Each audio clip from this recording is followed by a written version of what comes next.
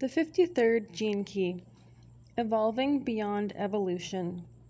The 53rd shadow is immaturity, the false cult of the individual. There is an old folk saying that most of us have heard many times before: begin as you mean to go on. And although a cliche, it is a piece of wisdom very appropriate to the 53rd shadow, which concerns the energy inherent in all beginnings. Before you begin anything new in your life, you need to ask yourself, what is the true essence of this beginning?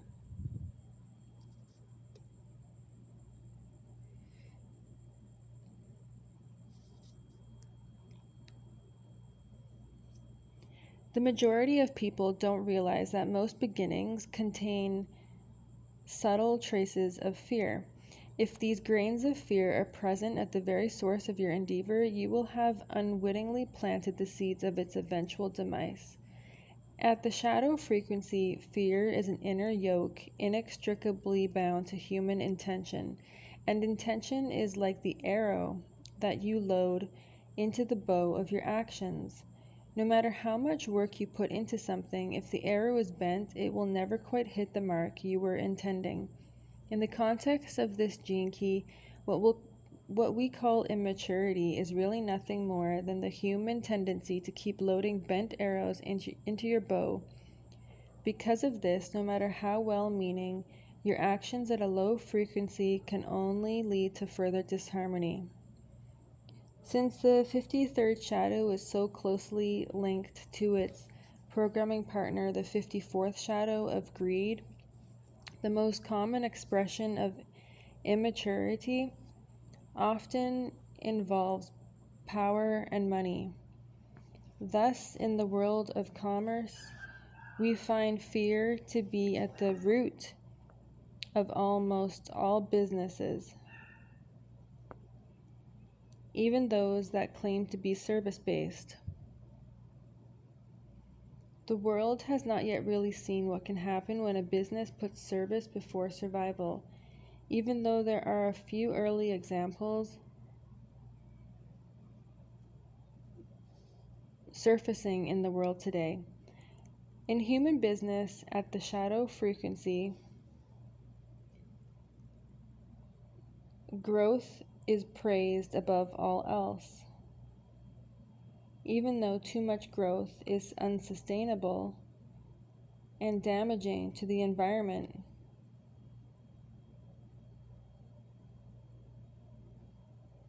However, the 53rd shadow does not only concern business.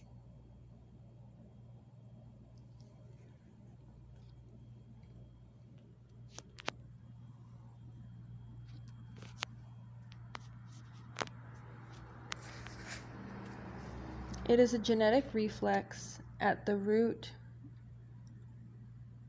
of our whole civilization. Because of this fear reflex within us, we cannot comprehend the great laws of nature, the prime law being that of abundance. When nature is left to her own devices, she flourishes while at the same time never losing touch with the overall picture. In nature, if one species becomes too prolific, then a counteracting force responds to the imbalance and restores equilibrium. Man, too, is a part of nature and is subject to these same laws, although we behave as if we are outside of them. As one of 6 internal pressures forming the codon ring of seeking, the 53rd gene key is responsible for creating a great deal of stress at the shadow frequency. The stress it causes in our modern world is directly reflected in the desire to become materially rich. Great individual wealth is unsustainable unless you have a higher purpose that requires it. Keep in mind that there is a vast difference between prosperity and wealth. Wealth is a stockpiling of money based upon fear and greed, whereas prosperity is a flow that expands and contracts with universal rhythms. Prosperity adjusts itself automatically to the needs of your higher purpose. Wealth is in no way equivalent to fulfillment. In fact, it most commonly leads to the opposite. The essence of the ring of seeking is to lead you out of your immaturity by showing you the true nature of your desire, greed, and fear. Thus, we learn in time that the fulfillment we seek is within us rather than outside. The shadow of immaturity is rooted in the human tendency to see ourselves as separate from nature.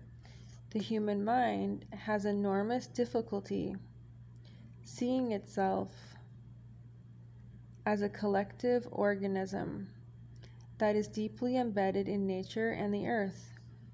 If one of us commits a selfish act or an act rooted in fear, it reinforces that act throughout the totality, which in turn strengthens its vibration in the world.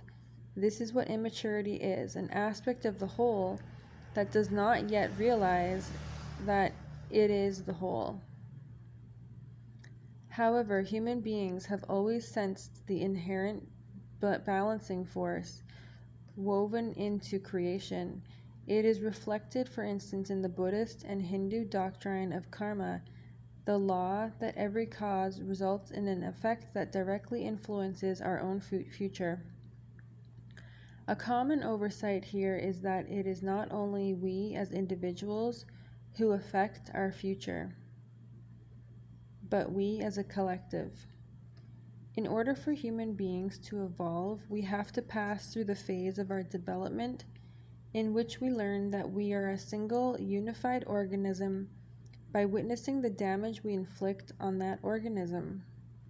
We are like a child who pushes the mother until the mother disciplines the child. We must drop our primal fear of death above all else.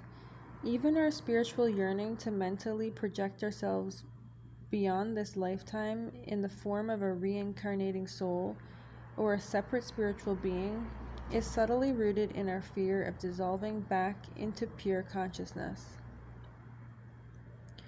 It is the fractal pattern of evolution that moves onwards, not our attachment to it.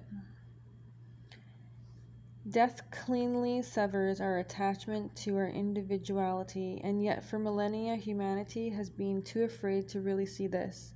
We do indeed sense the continuity of life, but we also insist on projecting our individuality into it.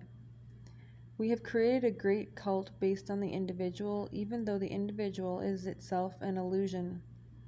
Why is it that we human beings cannot accept our mortality? The answer is simple. Life would appear too frightening.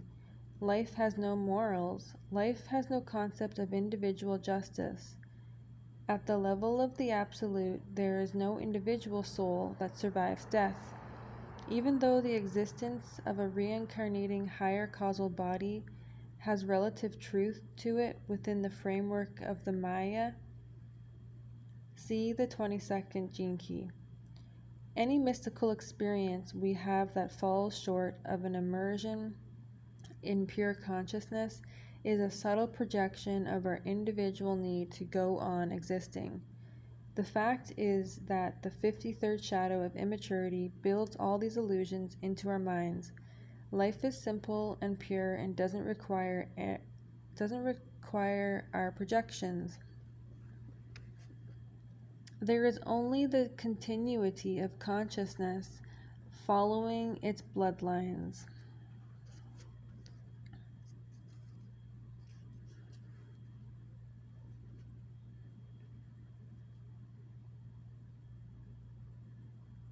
Its fractal lines and its collective evolutionary mythology. These truths are often shocking to the mind and its complex system of beliefs and projections based on fear. It is through these two shadows of greed and immaturity that Humanity must finally awaken to its nature as a single organism. Like a child, we must eventually grow out of our self-obsession and reach maturity. The original Chinese name of this 53rd hexagram in the I Ching is development, and so it is. Just like a young child, humanity is an organism that is too self-obsessed to be aware of the consequences of its actions. Although we are still immature, it is written into our DNA that we will gradually discover our actions do carry consequences, even though those consequences may only be realized by future generations. As such, individuals who are judged as evil need to be understood as aspects of the totality displaying its immaturity. Our desire to punish any individual may seem natural at the shadow frequency, but it represents a level of self-delusion when seen from a collective level. Instead of punishing itself, our organism has to learn to understand itself better. What then does the 53rd shadow mean for you as an individual?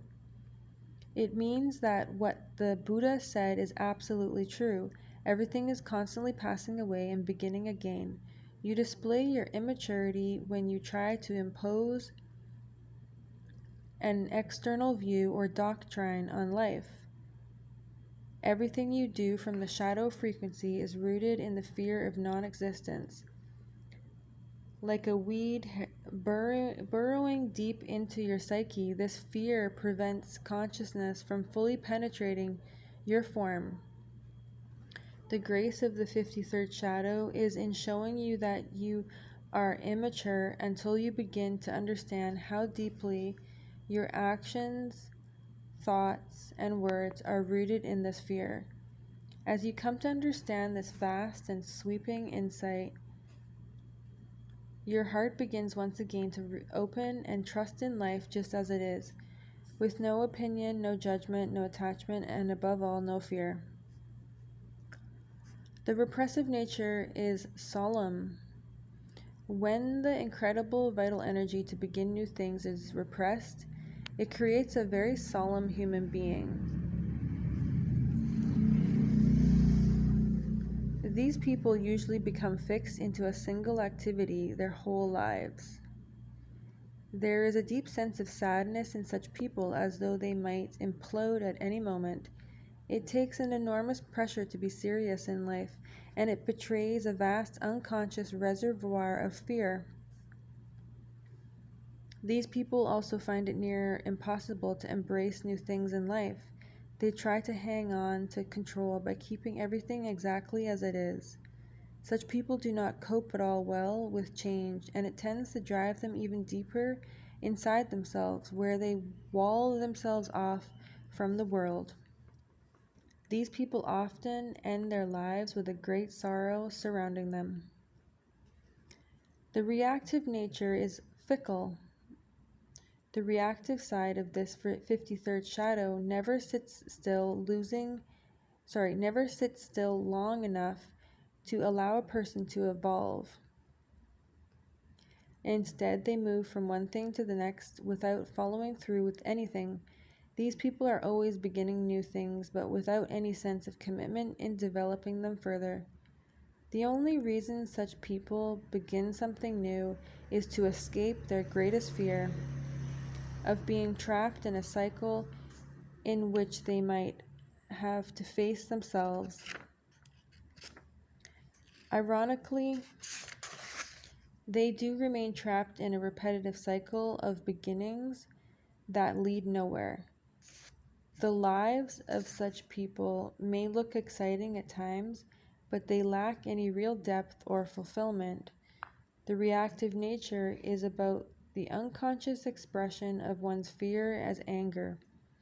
Because these people are not honest in who they are, they trigger angry reactions wherever they go, further justifying their urge to be fickle.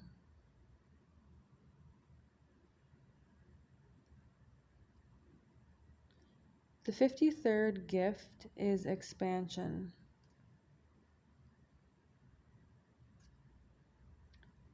Simplicity theory. From reading and contemplating the 53rd shadow, perhaps you can sense how spiritual this jinki actually is. It really does represent the driving force of evolution as consciousness burrows deeper and deeper into the material life.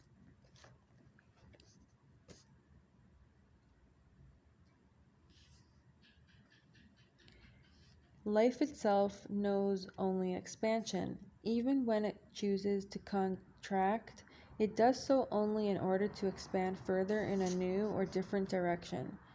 From the point of view of the frequency of the 53rd gift, all that exists is this perpetual evolutionary impulse to expand. Consequently, humanity is eventually destined to expand beyond itself. Of course, it is possible that humanity could destroy itself, but even if it did so, it would happen in order for life to expand even further in a new direction. Everything that comes before sources what is to come.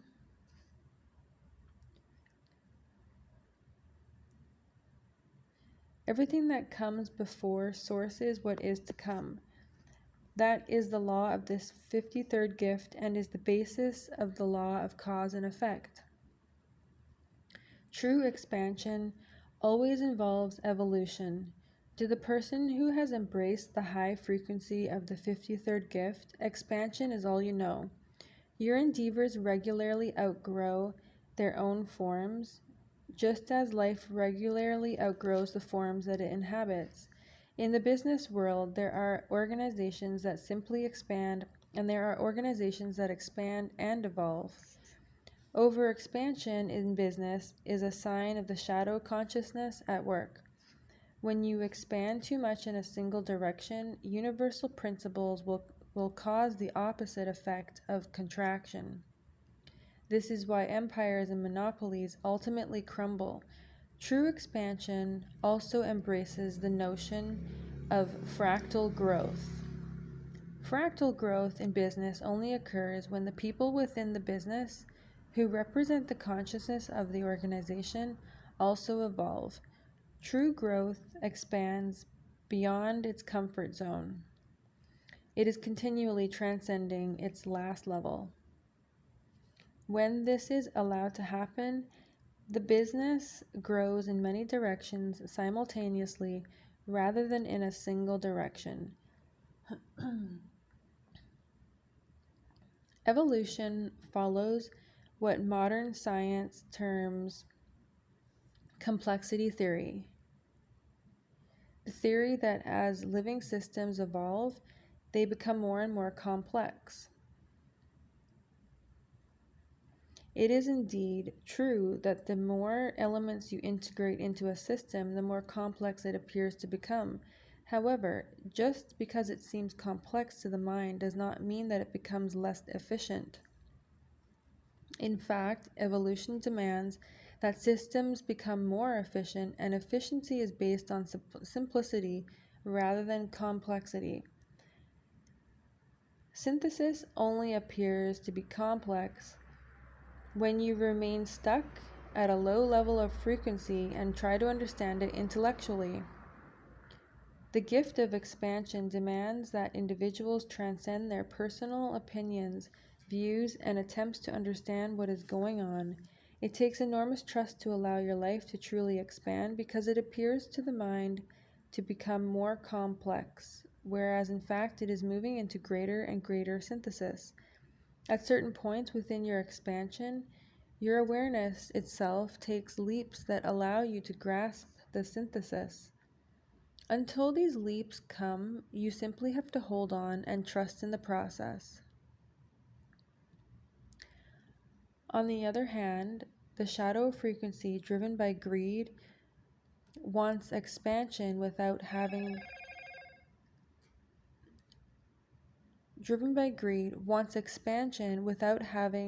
to expand itself, which is why true expansion is actually relatively rare. Expansion is a process of transcending and including. The wonder of expansion is that each new level of integration is built upon the levels that came before, which are thus included in the synthesis itself. This can be applied to any aspect of life, from computer science to business to spirituality. Expansion happens when consciousness is permitted to penetrate form in greater depth. It is about penetration. The more you expand, the looser the form becomes, so that you begin to glimpse the consciousness hovering behind it. Of course, the ultimate expansion is the expansion of human awareness itself, which underlies all other forms of expansion.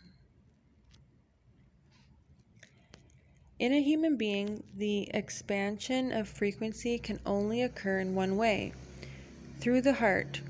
The 53rd gift can be beautifully explained through the Indian concept of bhakti, or devotional energy.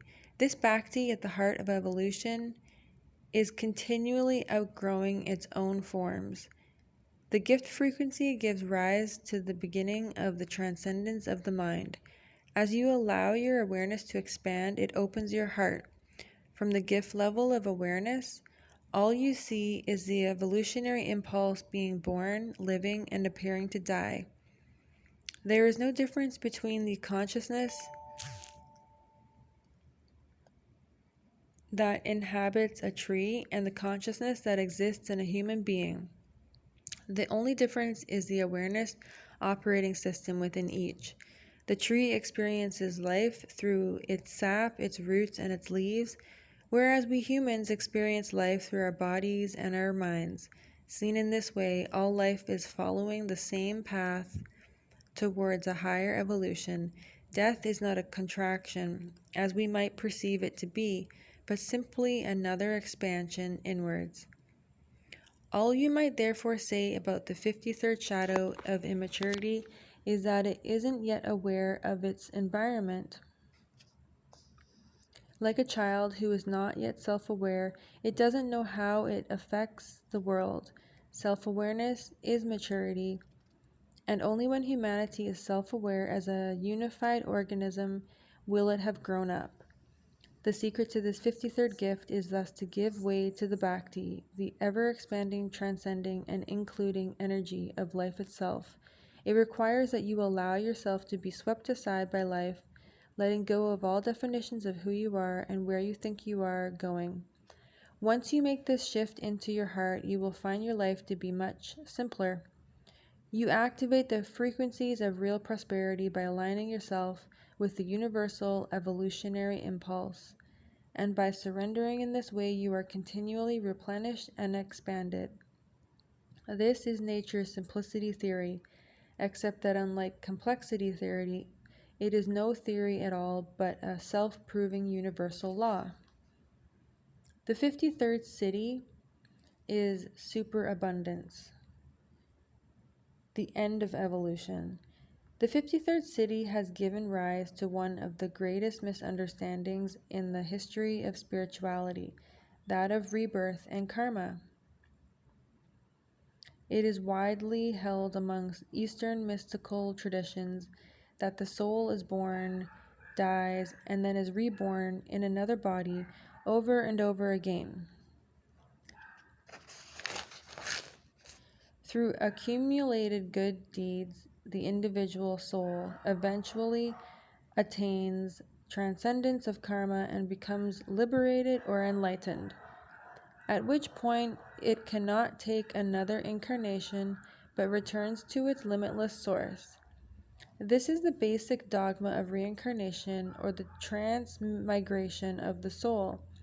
In the Buddha's words, as there is no self, there is no transmigration of a self, but there are deeds and the continued effect of deeds.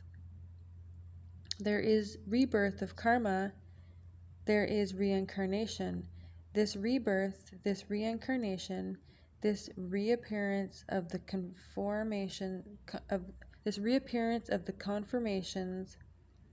is continuous and depends on the law of cause and effect. From the Buddha's words, it is quite clear that he has been greatly misrepresented down the centuries. He states clearly here that there is no individual self or soul to be reborn, but that what reincarnates is the karma of your actions. This means there is no such thing as individual karma.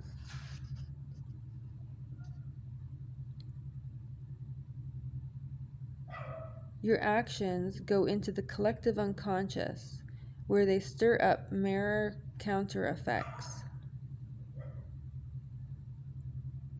Mirror counter effects. All deeds of a selfish nature reinforce the collective shadow frequency, and all deeds that bring about synthesis strengthen the collective higher frequencies. This process of reincarnation is explored in some depth in the 24th Siddhi of silence.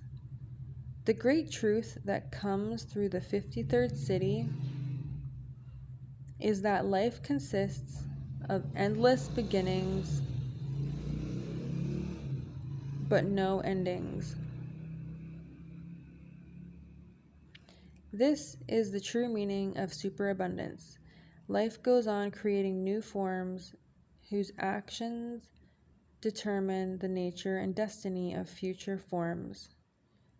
There is no continuity between the forms themselves other than the genetic mechanism creating them. What continues and what is superabundant is the consciousness itself as it endlessly penetrates the collective and writes the story of evolution.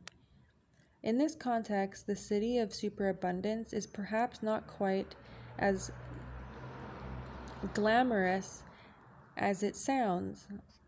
Material abundance is far more likely to occur at the gift frequency, as at that level there is still a basic interest in your personal destiny and the destiny of others.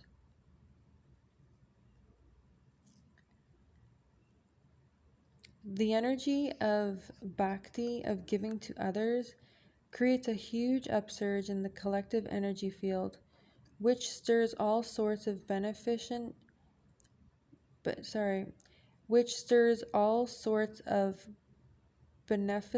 energies to return to you.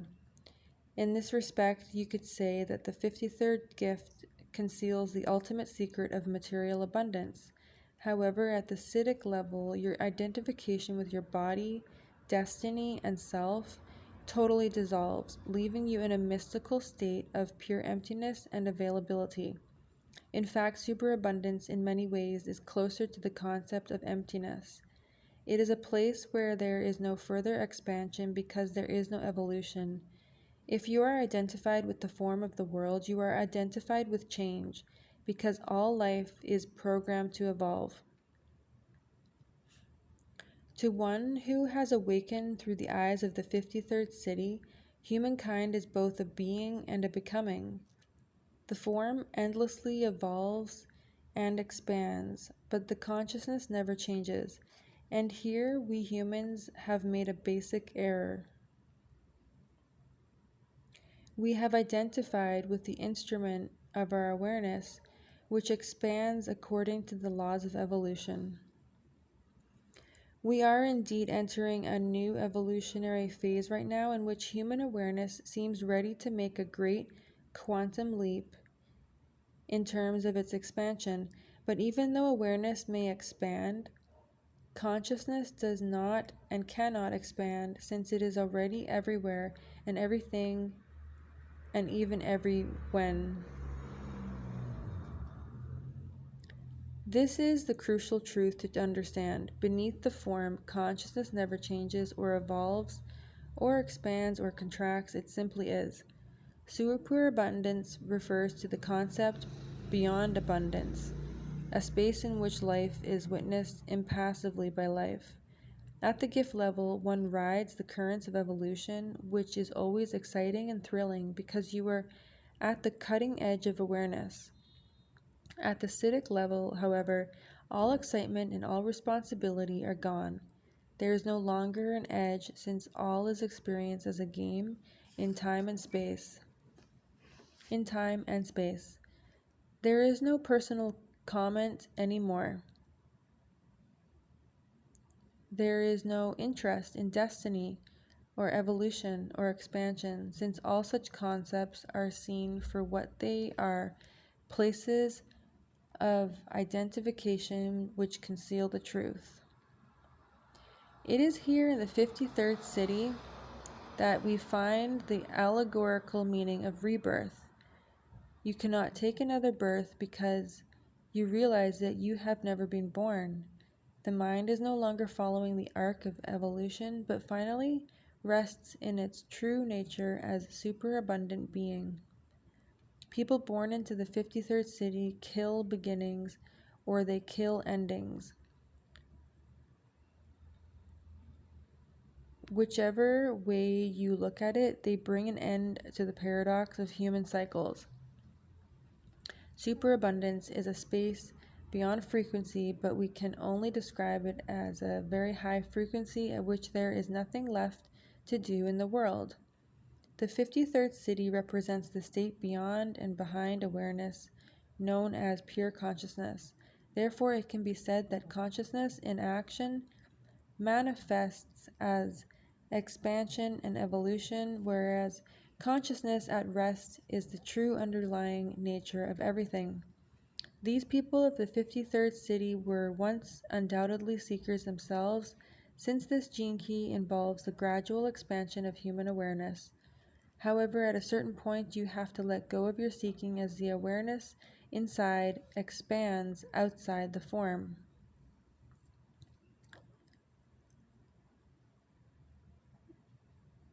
Up to this point, expansion has been gradual, although it often makes small leaps and forays into higher states. At this final stage, the stage known as realization or enlightenment, the great and final leap occurs.